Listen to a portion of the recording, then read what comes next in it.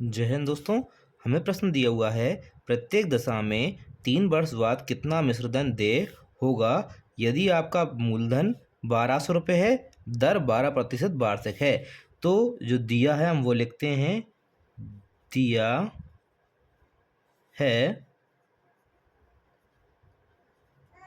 मूलधन, जिसे हम प्रिंसिपल बोलते हैं तो शॉर्ट में हम पी लिखते हैं, बराबर ये आपको 1200 दे रखा है। दर दर को हम बोलते हैं रेट, शॉर्ट में हम आर से दर्शाते हैं। तो ये आपको दे रखा है 12%। और जो समय है, समय को हम बोलते हैं टाइम, इसको शॉर्ट में हम टी से दर्शाते हैं, बराबर ये आपका दे रखा है 3 वर्ष। तो ये हो गया आपका 3 वर्ष। आपको देना है मिश्रधन। तो मिश्रधन क्या होता है?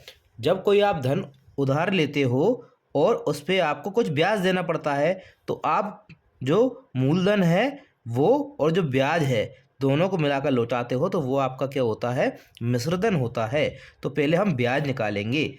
तो हम निकालते हैं साधारण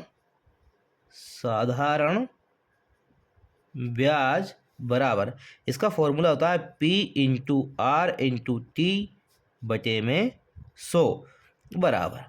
P की जगह हमको क्या लिखना है? 1200। इसके बाद R आपको 12 दे रखा है और यहाँ पे समय आपको दे रखा है 3। तो T का मान है 3/100। हमने 2 जीरो से 2 जीरो काट दी, तो ये आपको कितना आएगा? 12 गुणा 12 144। अब गुणा कितना बच रहा है? 3। तो 3 का हम गुणा कर देते हैं। तो 3 चौके 12, 3 चौके 12 और एक 13, 13 की 3 हासिल 1, 3 एकम 3 और 1 4।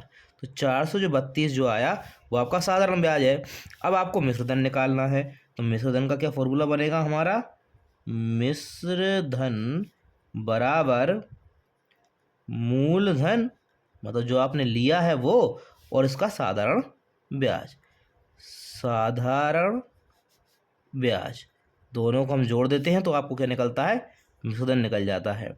मूलधन आपको कितना दे रखा है? 1200 और साधारण ब्याज आपको दे रखा है 432।